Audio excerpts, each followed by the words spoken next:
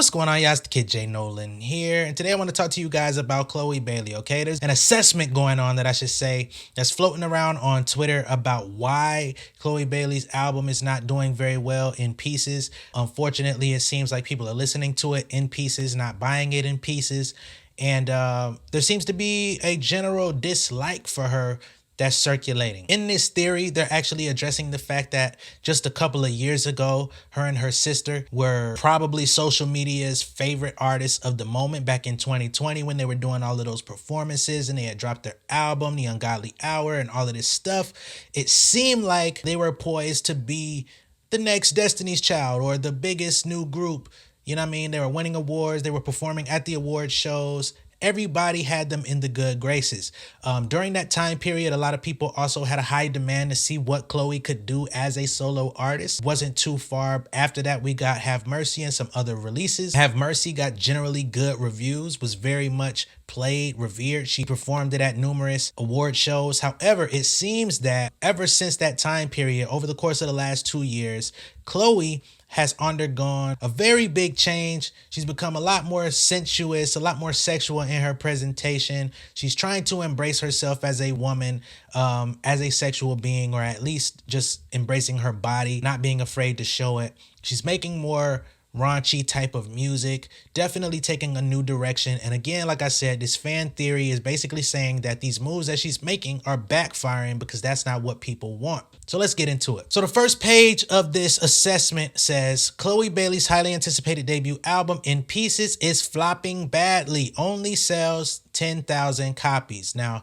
10,000 copies for an artist on a major label that has major support, spent major money on videos, going out and touring. That's pretty bad. We're just going to keep it a buck. We're not going to try to sugarcoat this thing. If you're an independent artist moving 10,000 units, you're basically a superstar in the independent realm.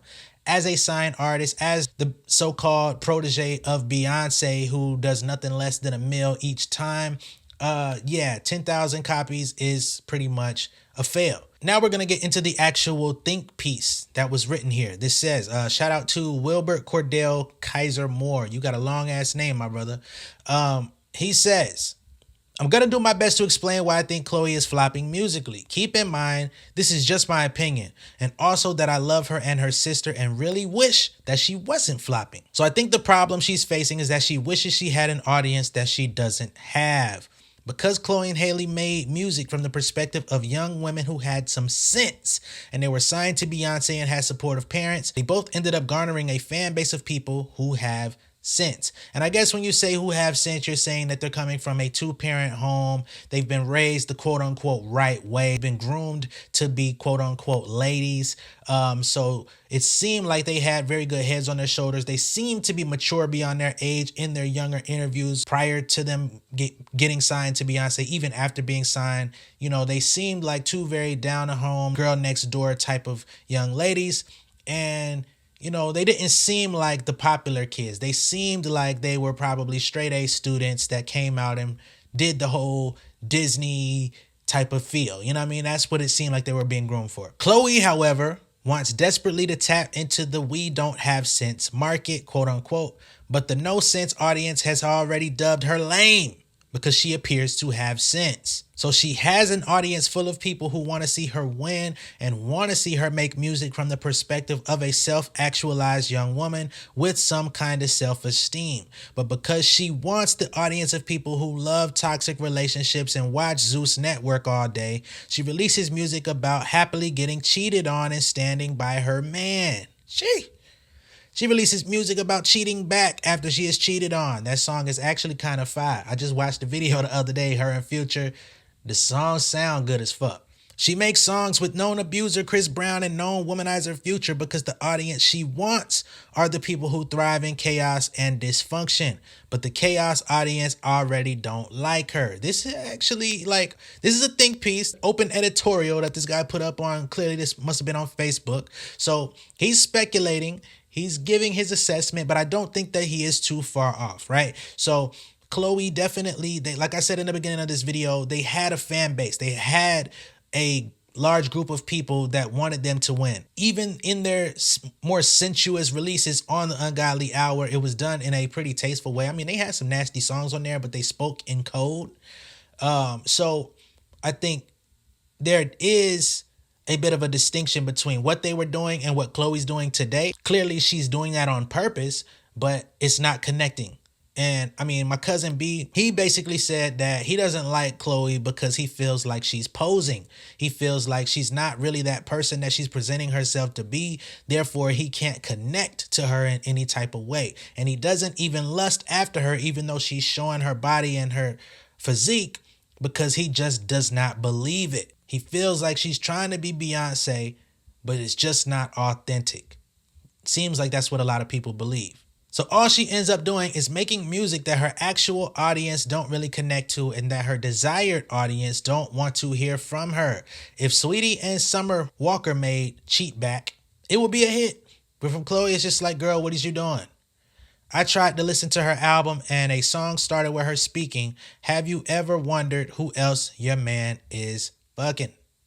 And I knew this was not the album for me. I do hope that the Chaos Legion from Zeus Network starts to believe that she actually is as toxic as they are, so that she can have the audience that actually wants it though. Still wishing her the best of luck. And this happens to a lot of people, man.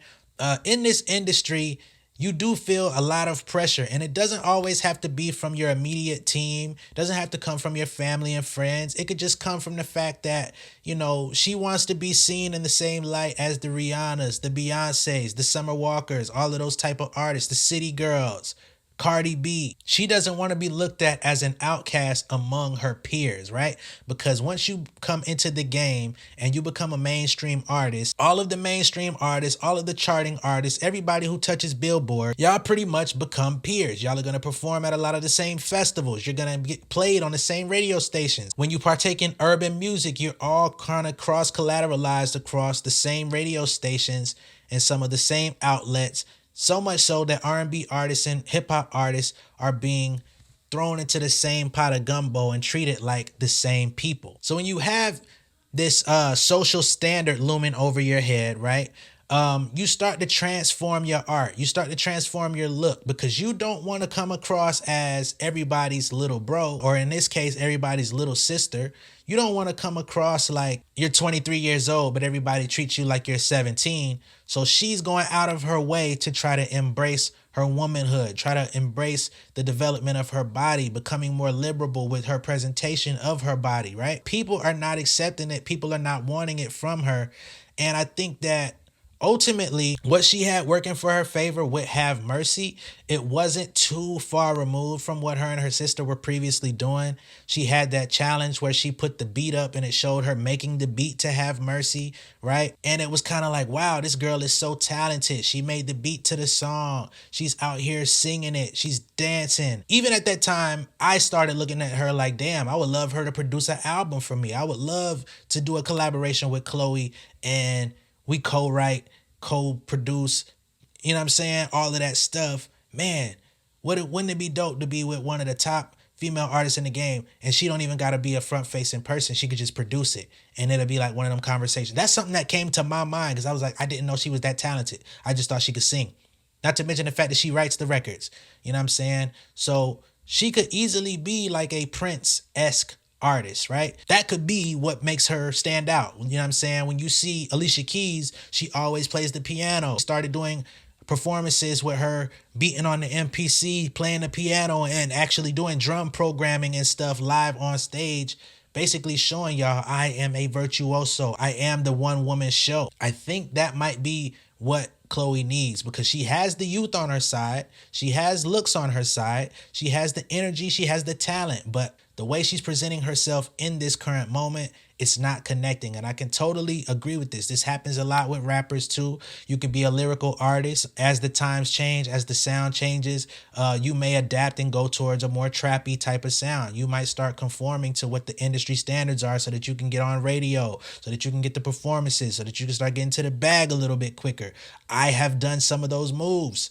I understand it. And sometimes the people that were with you in the beginning don't always understand. They don't always like, and they don't always accept those changes and evolutions that are happening within your career because they feel like you're going against something that they knew you to be. I don't know what the label's gonna do to rectify this situation, how they're gonna continue to carry this album to get it to sell more. I don't know how they're gonna get more people to stream it. Maybe a tour, maybe festival season, maybe getting her more into the content creation side of things to like show her process in creating the album. I think that definitely was missed. It just seems like her brand is not aligning with her personality and people just see through her. I don't think this is the end for her. Acting is definitely helping her. She did a really good job on Swarm. I kind of wish she would have stuck around in the show a little bit longer rather than them killing her off. She does have that new movie, Praise This, coming out where she plays like a church girl in the choir. I think this is going to help her kind of translate some things make sense for those day ones that were rocking with her and her sister. I think that she shouldn't shy away from keeping her day one presentation and those fans and those people in tune with what she has going on, because they're the ones that are going to receive her and support her long term. You know what I'm saying? Mary doesn't have a problem doing It's the God in Me and evolving their sound while still praising Jesus. You know what I'm saying? I don't think that Chloe has to make gospel music, by the way. I just think that you shouldn't alienate those fans. I think she may need to study what Lecrae did. You know what I'm saying? He doesn't make gospel music. He doesn't necessarily make Christian rap. He's a Christian rapper, but he's definitely adapted to more worldly topics. And when I say worldly, I'm not talking about worldly as they say in the church, just worldly as in out in the environment, talking about real life, talking about real things, talking about conversations that he's had, talking about his relationship with his wife. All of those things should be addressed in your music no matter who you are. You know what I'm saying? And just because you have faith in God, it should not alienate you from the rest of the world from sharing your experience. I think she could do that. She could talk about relationships. She could talk about intimacy and all of those things. It's just the way that she's doing it right now that's not connecting. And I think she has all of the talent, all the skills, all of the tools in order to, you know, maybe have a better second round. She may even have a better selling, better received second album than the first, which is kind of rare in music. So I'm wishing her all the best. Let me know what you guys think of this down below in the comments. If there's something that you particularly don't like about Chloe or that you wish she did differently on her album, feel free to chime in and let me know your thoughts. Be sure to like and share this video. And if this is your first time seeing me on YouTube, go ahead and hit the subscribe button, hit the post notification bell for all updates, and I will see you guys on the next one. All right? Much love and respect, y'all. Peace.